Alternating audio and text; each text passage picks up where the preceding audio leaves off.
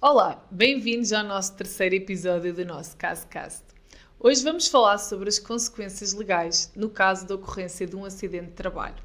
Como convidado especial, Avelino Nhazombo, chefe do Departamento de Higiene e Segurança do Trabalho, da Inspeção-Geral do Trabalho, com mais de 8 anos de experiência na área.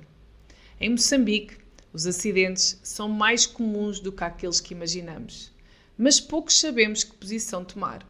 Afinal, como devemos agir legalmente em caso de ocorrência de um acidente de trabalho?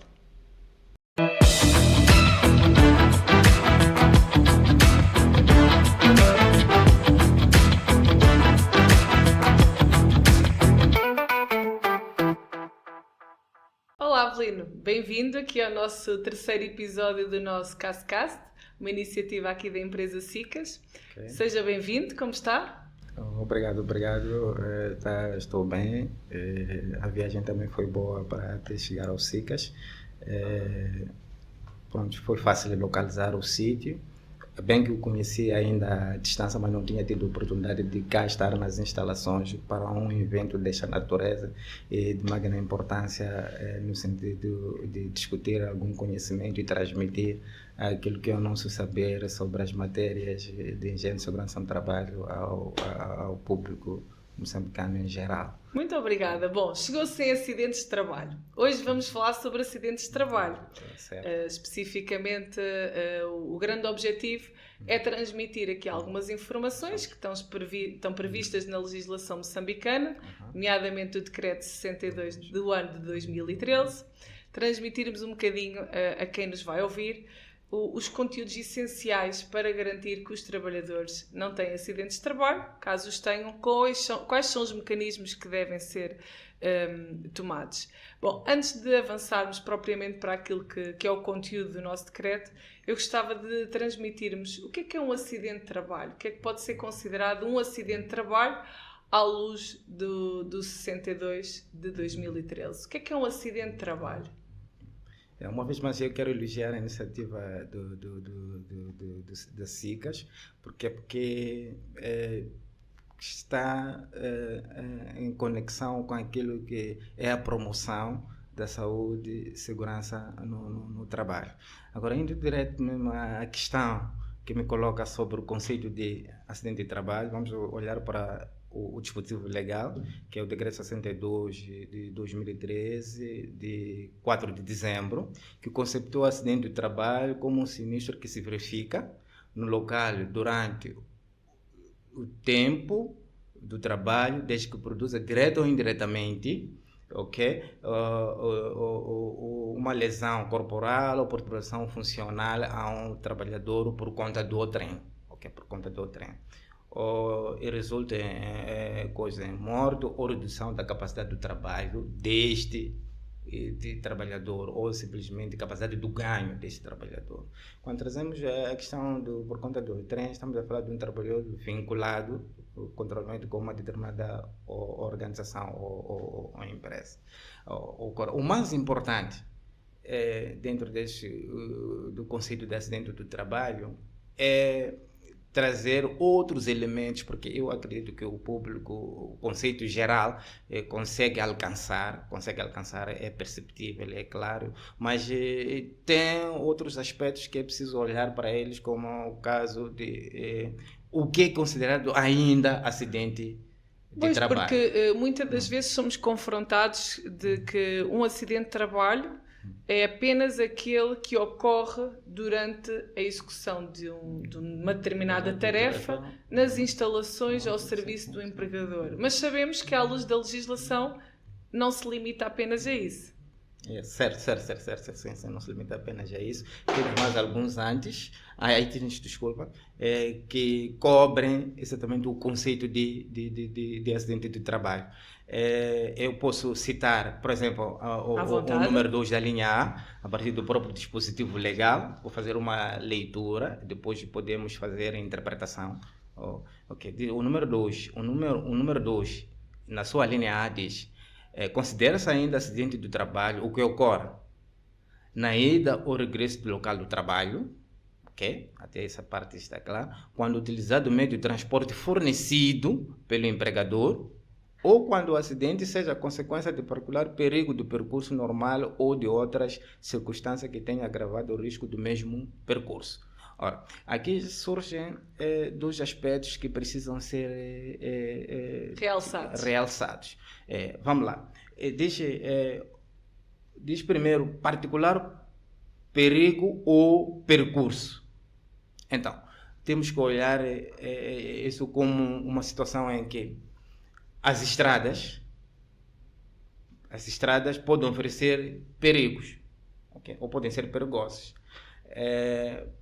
As estradas podem não estar devidamente iluminadas, podem não estar devidamente sinalizadas, podem proporcionar zonas também de alto risco. As próprias condições condições de via. Muitas das vezes as pessoas, ou a população, ou os animais a circular em torno da mesma. E hoje em dia estamos a assistir a essa prática, por exemplo, de manifestações. A qualquer altura há muita suscetibilidade de ocorrência de atos de violência, etc, etc. Então, a questão das zonas de criminalidade também entra para a cobertura desta linha.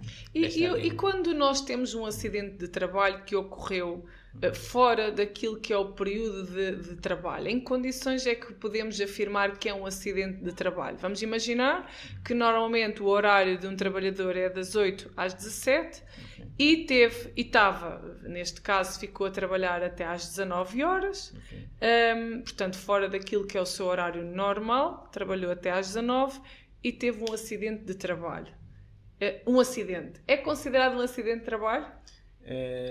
Sim, pode ser considerado acidente de trabalho quando trabalha fora da hora normal de serviço, mas sob orientação da direção. Ou seja, a direção da empresa reconhece que esse trabalhador estava a prestar serviço até essa hora. Sabemos que, para além dos critérios de acidentes de trabalho, este decreto também nos orienta daquilo que podem ser as doenças profissionais. Certo. Então, o que é concretamente uma doença profissional? Portanto, o que é que caracteriza uma doença profissional? Okay. O regime jurídico de acidentes de trabalho e doenças profissionais, no seu artigo 20, que eu posso agora fazer uma breve leitura, só para irmos ao encontro daquilo que está escrito com precisão na lei, diz que o acidente, ou seja, a doença profissional é toda situação clínica que surge localizada ou generalizada no organismo de natureza química, biológica, física e psíquica que resulta da atividade profissional diretamente relacionada com ela. Ok, temos essa definição do ponto de vista da lei, mas a própria lei também ainda fornece aquilo que são os fatores de risco, okay, que podem causar doenças profissionais.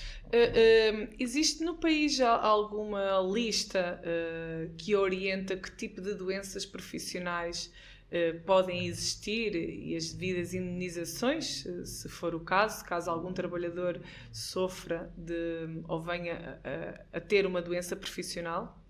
Sim, estamos ainda no exercício junto da entidade competente, que é o Ministério da Saúde, que é responsável pela aprovação da lista de doenças profissionais. Está-se a trabalhar nesse sentido. Esse assunto já desde o ano antepassado, passado para este, acreditamos que a lista já estará disponível, pelo menos para esse presente ano de 2025. Está-se a trabalhar no sentido de pôr ao conhecimento do país a lista tipificada de doenças profissionais ou doenças profissionais. Então teremos boas notícias brevemente. Boas notícias brevemente. Muito bem. Bom, outro aspecto que muitas das vezes acabamos por falar é aquilo que é incapacidade permanente ou incapacidade temporária. O que é concretamente a diferença entre as duas? O que é uma incapacidade permanente e o que é uma incapacidade temporária? Normalmente são termos que são utilizados com as seguradoras e no momento de indenizações, mas se calhar às vezes nem os empregadores, nem tampouco os trabalhadores estão bem cientes de qual é a diferença das duas. Okay. Certo, certo. É uma questão pertinente, principalmente nós que trabalhamos com essas matérias, quando vêm os consulentes, entram em dúvida dessas diferenças, de facto, de diferenciamento desses dois termos. Mas nós temos explicado aos trabalhadores e outras partes interessadas que temos a questão de incapacidade temporária quando é um lapso do tempo, não é? Quando o tempo, vamos lá, é curto, não é? Ou o trabalhador é incapacitado por um lapso de tempo, ou seja, uma incapacidade que dure pelo menos algumas horas, ok? Do período normal de trabalho, vulgarmente chamamos de incapacidade temporária parcial, mas também pode ser absoluta quando vai mais do que em Moçambique 8 horas do trabalho, ou seja, acontece acidente hoje e depois o dia seguinte ainda prevalece a situação, então já podemos classificar como incapacidade temporária absoluta. Muito bem, portanto ainda dentro da incapacidade temporária temos ainda a absoluta? Sim, temos a parcial, temos a absoluta. Agora, na incapacidade permanente, tal como diz o nome, que é permanente, é quando o defeito sobre esse acidente que o trabalhador sofreu é permanente. Esse também pode ser absoluta ou assim como total pode ser ou parcial, não é? Parcial, portanto, isto quer dizer que a permanente, total ou parcial está ligada ao dano que a pessoa sofreu e ao seu condicionalismo para o futuro poder continuar a trabalhar? Para o futuro, exatamente. É exatamente isso. Avelino, eu gostava de também perceber em Moçambique, de uma maneira muito geral, somos confrontados muitas das vezes com alguns empresários e às vezes também trabalhadores, a nível também dos estudantes, com a curiosidade, ou muitas das vezes confrontados com a afirmação de que em Moçambique não existe instrumentos legais capazes de reger a higiene e segurança do trabalho. Concorda com essa afirmação? Eu tenho um pouco de riso porque essa justificativa, na verdade, não tem espaço aqui para o território nacional. Não tem espaço para o território nacional. Temos tanta legislação disponível.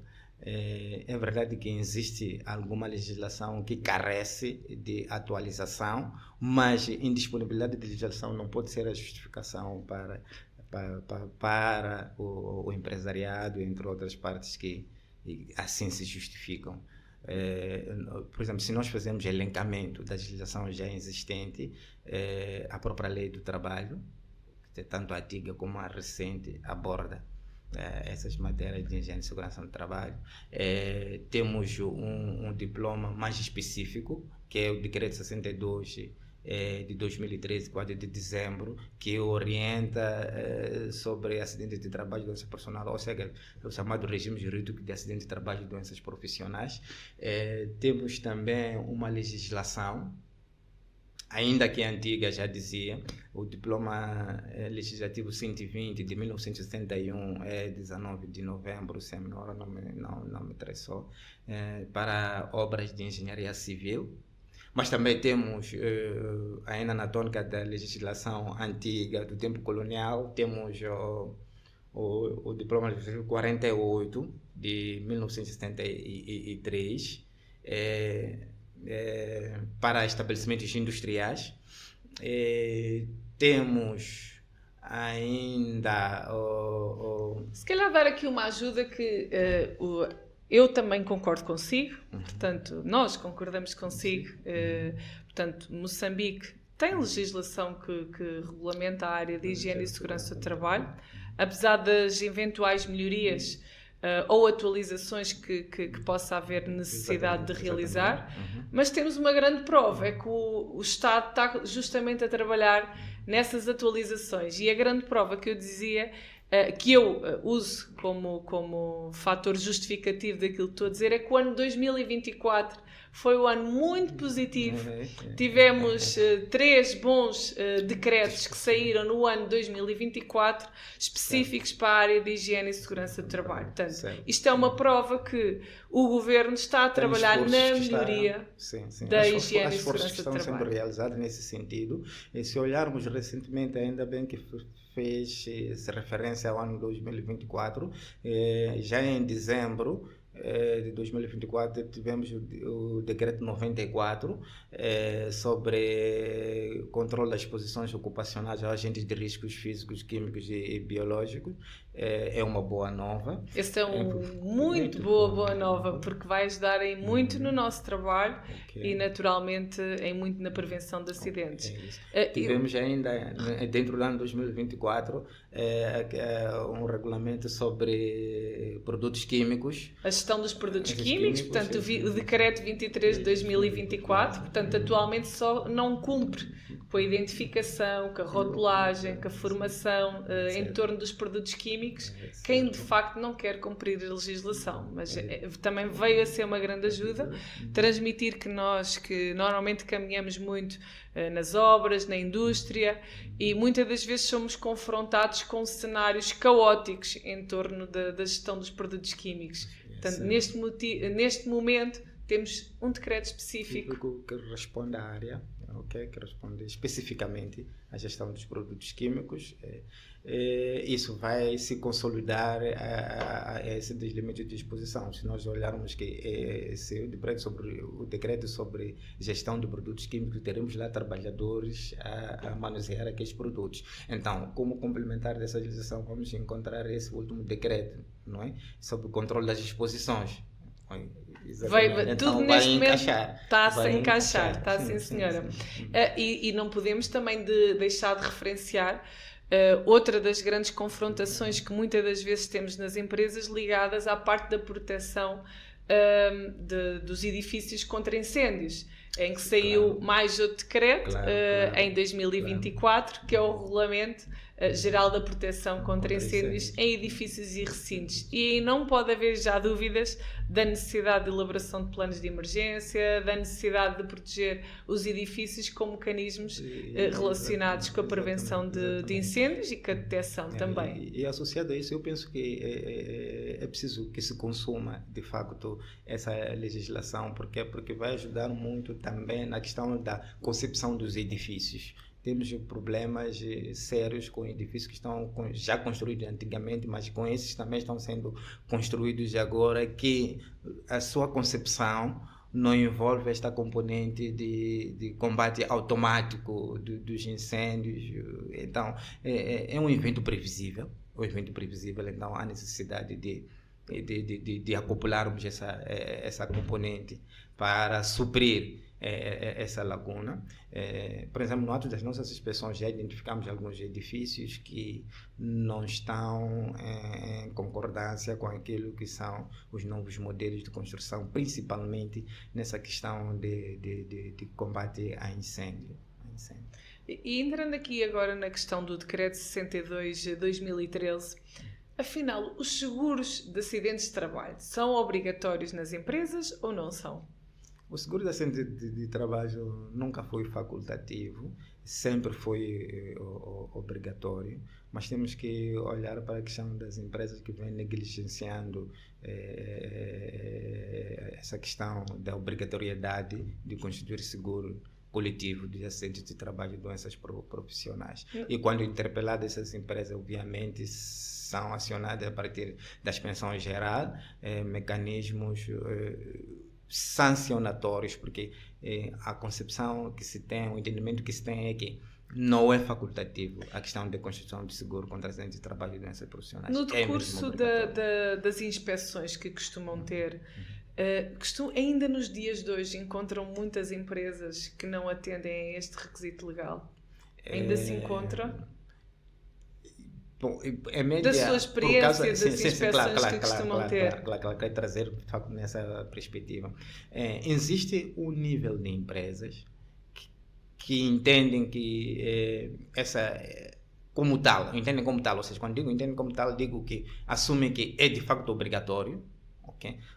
Mas existe ainda um nível de empresas que negligenciam e tratam essa questão da obrigatoriedade de construção de seguros como algo facultativo. E porque nós somos implacáveis à necessidade de proteção dos possíveis eventos indesejados, não punimos sem reservas as empresas que... Porque está previsto na legislação esse tipo de sanção para quem não tem um seguro de acidentes de trabalho. É imperdoável. E termos de remuneração que deve ser declarada às seguradoras, qual é a remuneração que deve ser declarada? É facultativo da parte do empregador ou há alguma coisa na lei? Não, a lei recomenda que... Recomenda ou obriga? Não. Só para não deixarmos talvez é uma dúvidas. Aplicação da terminologia, mas... Só para não deixarmos dúvidas. Mas eu dizer recomenda, na verdade, eu digo obriga, sim. A lei obriga que a remuneração seja declarada tendo em conta o salário e qualquer outro benefício regular que o trabalhador tem para a constituição de seguro. Porque senão, se fizer nesses moldes, há o risco de termos declaração falsa sobre os benefícios que esse trabalhador tem em relação mesmo ao seguro, podendo impactar já na cobertura de seguros.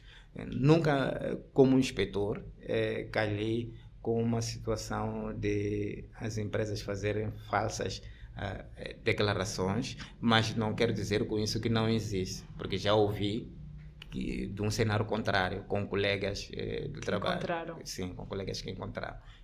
Eu pessoalmente nunca calhei com esse cenário, mas os colegas já calharam com esse cenário. E a nível também é obrigatório as entidades empregadoras reportarem corretamente qual é o tipo de atividade que executam e em condições e em locais é que executam as suas atividades? É sim obrigatório esse reporte. Porquê é que isso é tão importante de fazer essa passagem de informação para uma entidade seguradora?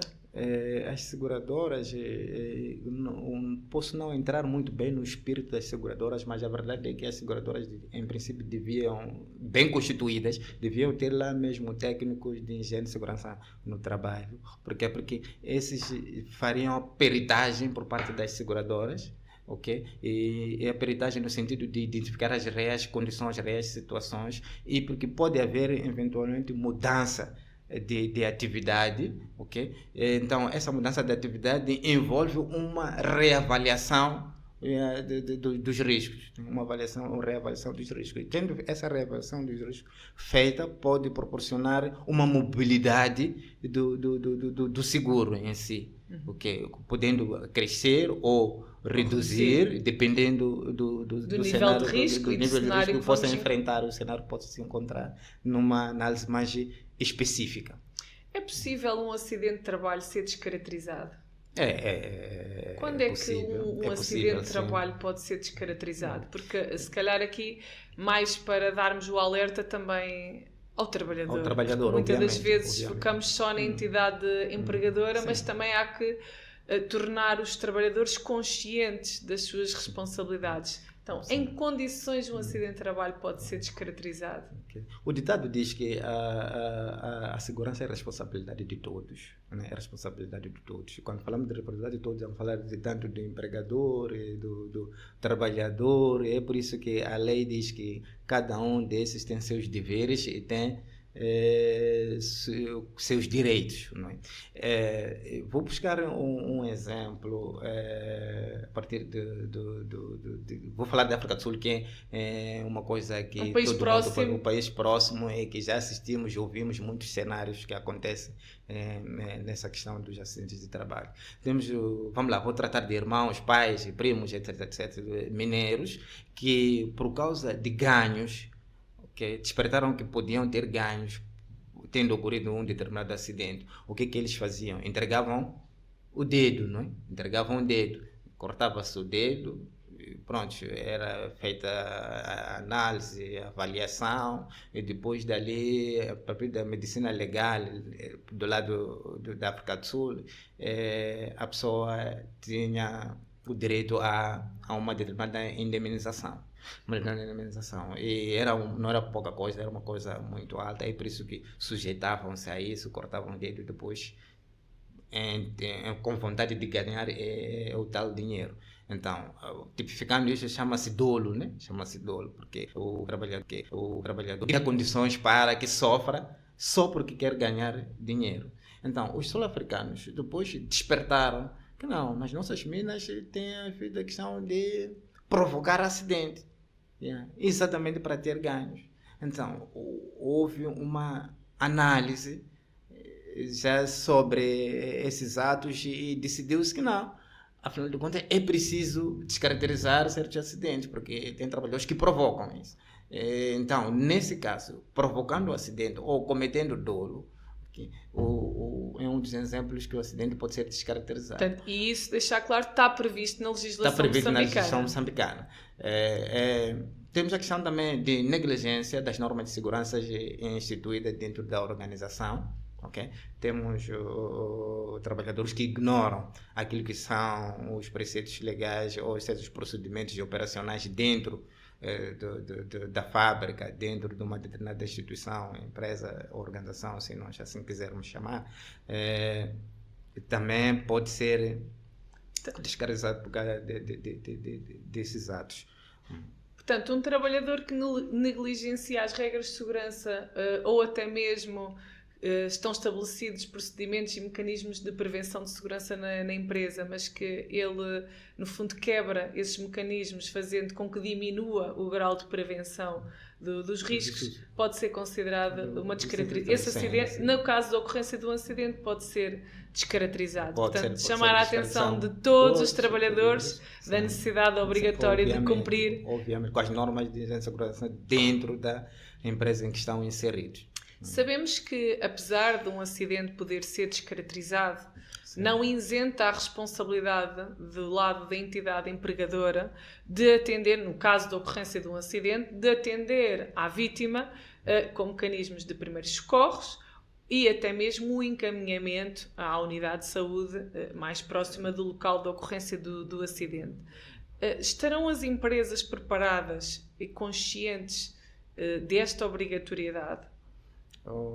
Sim, as empresas estão informadas. Por exemplo, se olharmos para a nossa atividade como Inspeção Geral do Trabalho e temos a representatividade a nível das delegações provinciais, temos levado a cabo palestras para a consciencialização das partes, tanto o empregador como a entidade empregadora, sobre a questão de higiene e segurança no trabalho, concretamente sobre acidentes de trabalho e possíveis doenças ocupacionais que podem advir desse ambiente em que o trabalhador está inserido ou envolvido.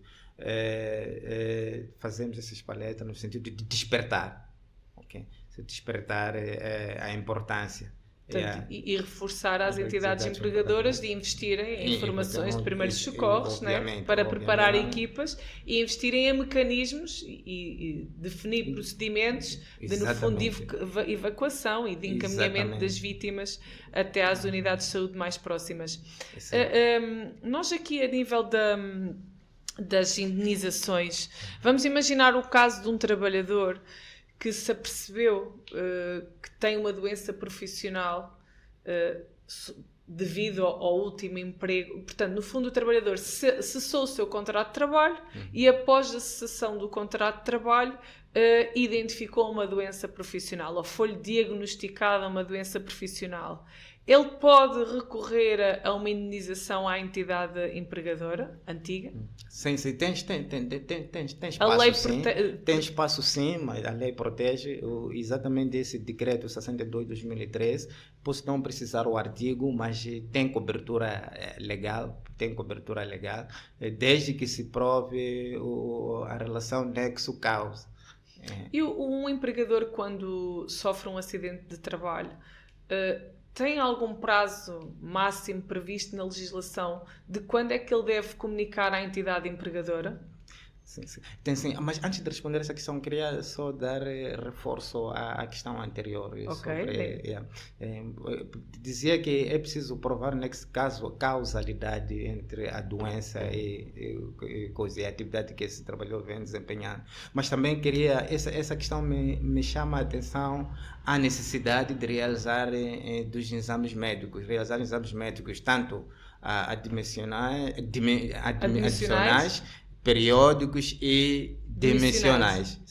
Isso por quê? Porque estamos a falar de um trabalhador que pode despertar a doença enquanto já está ao serviço de uma outra empresa. Então, essa outra empresa, quando você percebe que somente o trabalhador, vamos lá, depois de um determinado percurso do tempo, a realizar uma determinada atividade, pode perceber-se que não, essa doença não tem a ver com a atividade que nós estamos a realizar. Mas, no entanto, que está tipificado na lista de doenças profissionais como doença profissional. Então, temos que buscar o histórico daquele trabalhador para perceber onde é que esteve antes, okay? Em que empresa esteve, o que é que vem fazendo, que é para, em caso, talvez, partilhar a responsabilidade ou submeter esse trabalhador à indemnização por aquela empresa onde ele prestou o serviço até adquirir aquela doença profissional. Este é um caso. Mas outro caso é que ele esteja inserido num ambiente que também pode proporcionar a ocorrência dessa doença que é encontrada na outra empresa onde ele está prestando serviço. Aí já temos a questão de responsabilidades partidas. Digo partidas ou repartidas, por quê? Porque essa empresa tem uma parte que deve fazer a indemnização, mas a outra empresa em que ele esteve também tem a obrigação de prestar alguma indemnização. Muito obrigada por esse reforço e deixar mesmo claro que isso está na lei, portanto, que aquilo que está a dizer está na lei. Não estamos a inventar nada, está escrito na lei. Não é uma opinião particular, não, é com base na lei, porque o público tem que perceber claramente que o que estamos a abordar é aquilo que está na legislação e que se devem precaver, né? Devem ter conhecimento. Eu estava a perguntar há pouco, vamos imaginar um trabalhador que teve um acidente de trabalho e que no momento que teve o acidente de trabalho, primeiro perguntar se ele tem a obrigatoriedade, à luz da lei, de comunicar à entidade empregadora que teve o acidente de trabalho. Obviamente, devo fazer. E se... dentro de 48 horas, porque devo fazer. Pois, porque acredito que por falta de conhecimento, às vezes, de alguns trabalhadores que têm um acidente de trabalho podem desvalorizar a ocorrência do mesmo, não perceber a importância de comunicar e muitas das vezes esta comunicação também não sabem o prazo máximo.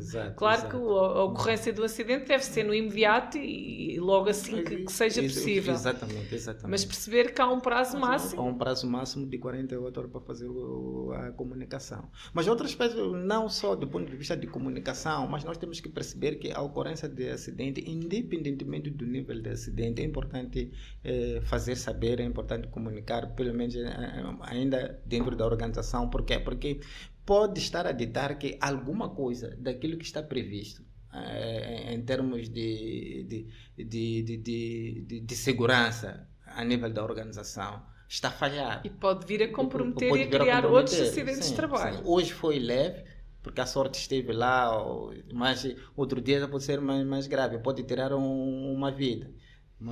Então, é importante se fazer essa comunicação, quero primeiro para os supervisores, gestores máximo da empresa, porque alguma medida precisa ser tomada. Porque o primeiro passo é a comunicação. E só depois da comunicação podemos partir para uma investigação e para uma análise da causa raiz daquele acidente. É fundamental nesse sentido. E muitas das vezes as empresas apenas preocupam-se com a comunicação, com os formalismos, em atender a vítima e esquecem-se desta parte da investigação que também está prevista na lei. É isso. Aqui em termos de comunicação a outras partes interessadas aqui no processo. A entidade, já vimos a obrigatoriedade do empregador comunicar à entidade empregadora e a entidade empregadora tem a obrigatoriedade de comunicar Sim, a entidade empregadora infalivelmente deve começar a comunicar à Inspeção Geral do Trabalho a partir das delegações, ok? Ou pode fazer uma comunicação direta, mas se nós, por exemplo, serviços centrais da Inspeção Geral estamos em Maputo, um acidente ainda acontecido em qualquer outra província, então primeiro faz a comunicação a nível da província, depois a província também vai fazer como faz chegar à Inspeção Geral do Trabalho, porque esses dados são importantes para análise estatística e para análise de fenômeno em si. Ok. Isso por um lado, mas por outro lado é preciso informar também o setor de tutela em que está inserido, do ramo da atividade em que essa empresa está inserida. Avelino, aqui na legislação sabemos claramente que em primeira mão, para além naturalmente da Inspeção Geral do Trabalho ter que ser comunicada, mas claramente a entidade seguradora tem que ser no imediato comunicada, né? Portanto, naturalmente as entidades também devem colocar os seus prazos, esses não estão aqui indicados na legislação porque vai ser de acordo com as regras de cada entidade seguradora. Exato. Mas aqui no caso a legislação diz que se a empresa, neste caso se a entidade empregadora, tiver passado a sua responsabilidade para uma entidade seguradora, que é a entidade seguradora que no prazo máximo de 8 dias deve comunicar à Inspeção Geral do Trabalho. Daquilo que tem sido a sua experiência, tem recebido mesmo comunicações do lado das entidades seguradoras da ocorrência de acidentes de trabalho? Acham que este mecanismo está... Como é que este mecanismo está a correr atualmente? Bom, é um mecanismo que precisa ser melhorado, né? É um mecanismo que precisa ser melhorado, porque nem todas as seguradoras o fazem, mas por vezes, olhando para os casos que nós temos atendido quando nos chegam, é que as seguradoras obedecem essa comunicação a outras entidades, mas esse detalhe de fazer retorno, feedback à Inspeção Geral do Trabalho, já não têm tomado esse cuidado. Só quando são interpelados com um fenômeno, com um evento indesejado, é que acabam mostrando aquelas que tiverem feito cobertura, mas aquelas que não tiverem feito cobertura, muitas vezes acontece, interpelamos e descobrimos que é uma determinada seguradora, aconteceu um acidente com um certo trabalhador, quando ele não estava coberto no seguro que eu apresentava. Aí já seguimos os trâmites legais que orienta a própria lei.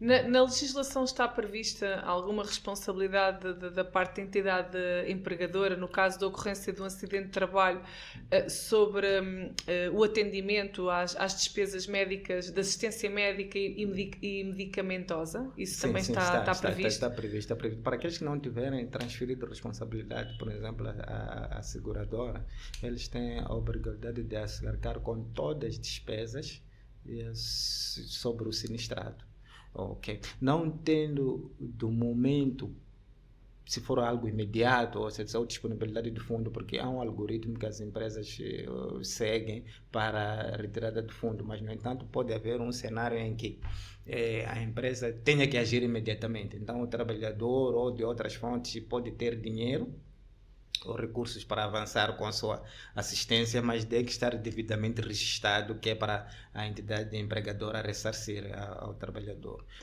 Aqueles que tiverem feito cobertura com seguro, primeiro, remetem à seguradora, a seguradora segue o assunto, disponibiliza os fundos necessários para isso, assiste o trabalhador. Mas pode ser que a seguradora também, por causa desse forçoso segmento do algoritmo, não tenha disponibilidade, também recai para a mesma situação. O trabalhador pode avançar ou a empresa pode tirar de algum sítio, etc., nível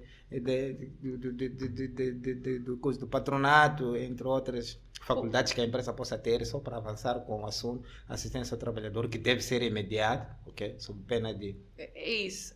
Há que deixar claro, é isso. É que o trabalhador nunca pode ser prejudicado. Portanto, venham os recursos da entidade seguradora ou da entidade empregadora, o trabalhador não pode ser lesado. Ele tem que avançar para a assistência imediatamente. Ao longo destes seus vastos anos de experiência, gostaria de reportar algum acidente de trabalho que mais o marcou, ou alguma história relevante de algum acidente de trabalho, ou que assistiu, ou que teve conhecimento de alguma situação que gostasse de transmitir? E, de facto, tive vários cenários. Agora estou a fazer acompanhamento de um caso de acidente de trabalho, de um trabalhador que foi amputado dois dedos do pé direito. E para além disso, lá tem um furo, o pé em si tem um furo, ou seja, por cima você consegue ver lá embaixo.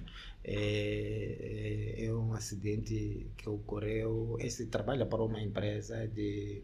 Não precisa dizer os nomes das sim, empresas para não ferir suscetibilidades de ninguém. Claro, está previsto, tenho noção disso. Trabalha para uma empresa de reclames publicitários. Sofreu um choque elétrico. Senti muito quando vi o estágio do tal trabalhador. E estou a fazer seguimento desse assunto. Já tive reuniões com a entidade empregadora. Então os dedos do pé foi queimadura? Ele ficou... Foi queimadura de quarto grau. É por isso que acabou ficando desajeitado. Aquilo tiveram que amputar. Ele vai estar numa situação de incapacidade permanente ou temporária? Vai ser permanente? Vai ser permanente. Isso já está, essa classificação e essas indenizações, isso está tudo a decorrer ou já está fechado? Não está fechado ainda. Encaminhei a empresa junto ao trabalhador para a medicina legal, que é para a resposta da incapacidade. Depois ver mais ou menos o que é que observam os direitos do trabalhador nesses casos. Ok, então estamos nessa fase. Senti muito, fiquei muito chocado com o cenário, fiquei muito sensível com o acontecimento. Então estou a fazer o acompanhamento, espero que... mas a entidade empregadora também está envolvida e está colaborando. Desejamos força então aqui ao trabalhador, a reconhecer, caso ele nos esteja a ouvir, força para ele. Obviamente força ao trabalhador e força também à entidade, a família. A entidade empregadora está a fazer o máximo. Eu gostei também de um ato, porque a entidade empregadora gastou cerca de $500 mil numa clínica privada, que é para normalizar a situação desse empregador, mas mesmo assim a empresa tem consciência que outros direitos do trabalhador por esta ocorrência devem ser salvaguardados. Então, isso não vai repor a normalidade do trabalhador de modo nenhum, mas é o mínimo que se possa fazer quando esses casos já acontecem. Para finalizarmos, na sua opinião, acha que este regime jurídico de acidentes de trabalho estabelecido no Decreto 62 de 2013 necessita de alguma atualização? Está prevista alguma atualização ou ainda está adaptada à realidade dos dias de hoje? Bom, esse dispositivo, ainda que não seja tão novo assim, mas tem tudo lá. Nós o que precisamos é explorar um pouco mais. E veja, o que não existe aqui é porque também pode ser, hoje em dia, já pode ser complementado com o novo regulamento. Temos o decreto 94 de 2024 sobre exposições ocupacionais. Pode ser complementado aqui.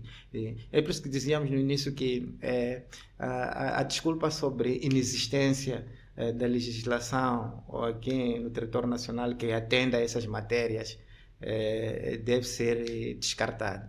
Existe a legislação aqui disponível. Temos essa situação de duas legislações ainda de tempo colonial, mas uma delas já agora vamos vencer, porque estamos em processo de revisão da legislação 120 de 1971 para as obras de engenharia civil. Estão sendo produzidas reuniões de concertação, que é para avançarmos para a ação em si de revisão, com apoio da Organização Internacional do Trabalho. Isso porque temos o Código de Boas Práticas mais recente, é de 2022. Então, a partir desses dispositivos, vamos conseguir fazer a revisão deste que uma atualização de um existente. Agora, fica o desafio ainda, aproveitar um momento, fica o desafio ainda para a atualização do 48, né, para estabelecimentos industriais. Não que esse seja completamente inútil, não. Essa foi uma das legislações feitas no tempo colonial, mas muito boa, ainda muita coisa se adapta aos dias de hoje. Obviamente, por ser de 73, houve muita mudança tecnológica no processo produtivo, etc, etc. Então, algumas coisas precisam ser atualizadas nesse sentido e vamos incorporar. Será o próximo passo. Será o próximo passo. Remetemos esse pedido de apoio junto ao Banco Mundial, isso em 2024, porque não que nós não tenhamos observado isso, observamos isso, por isso remetemos apoio em 2024 para o Banco Mundial, porque previa-se mudança de governo, possível mudança de governo, okay? Por causa das eleições que aconteceram nesse ano de 2024, o assunto ficou deslocado para esse 2025. Já fizemos a primeira comunicação este ano junto a uma figura que vem conosco em representação ao Banco Mundial, está fora do país, então esperamos que no regresso continuemos com esse trabalho. Avelino, da minha parte é tudo. Quero lhe agradecer muito as suas contribuições, foram valiosas. Não sei se quer deixar alguma consideração final. Bom, dizer que a SICAS está de parabéns por trazer à luz esse desafio, principalmente sobre o entendimento de todas as entidades envolvidas, o público em geral, sobre matérias de higiene e segurança no trabalho, que, olhando para a realidade da nossa sociedade, continua meio à margem, mas essas ações levadas, tanto para a Inspeção Geral do Trabalho, agora da SICAS e outras entidades que eventualmente a SICAS vai convidar para outros debates, poderemos ter uma sociedade mais informada, mais evoluída, mais desenvolvida e o fim último, o país em si é que ganha, porque vamos seguir aquilo que são padrões internacionais que atendem a essas matérias. Então, seguindo esses padrões internacionais, vamos ficar competitivos também. E isso é muito bom para a saúde, salvaguardar a integridade física de todos. E como dizíamos no início, a segurança do trabalho é a responsabilidade de todos. É essa a nossa ambição. Então, muito obrigada. Até uma próxima. E tenha uma boa continuação de um bom dia, sem acidentes. Obrigado. Desde já quero endereçar meus agradecimentos a SICAS nesse sentido, mas também quero aproveitar agora que dizer que teremos a nossa mesa redonda em comemoração ao dia 28 de abril, Dia Mundial de Segurança e Saúde no Trabalho. A SICAS, como um parceiro permanente, eu acredito que vai merecer o nosso convite, tanto para a exposição como para a mesa de debate. Estaremos disponível. Muito obrigada. Até breve. Obrigada. Fiquem bem. E assim chegamos ao fim de mais um episódio do nosso CastCast. De uma forma resumida, percebemos que o ano de 2024 foi um ano de muita evolução legal em termos de higiene e segurança do trabalho. Percebemos que o Decreto 62 de 2013, que estabelece o regime jurídico de acidentes de trabalho e doenças profissionais, deve continuar a ser divulgado e devidamente implementado. As responsabilidades para os trabalhadores, entidades empregadoras e seguradoras estão devidamente definidas neste dispositivo legal.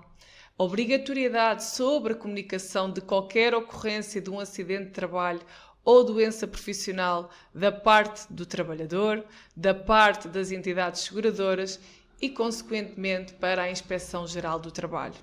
Portanto, damos assim por terminado mais um CastCast. Muito obrigada. Não se esqueçam de assistir aos nossos próximos podcasts. Não se esqueçam de subscrever o nosso canal e até breve.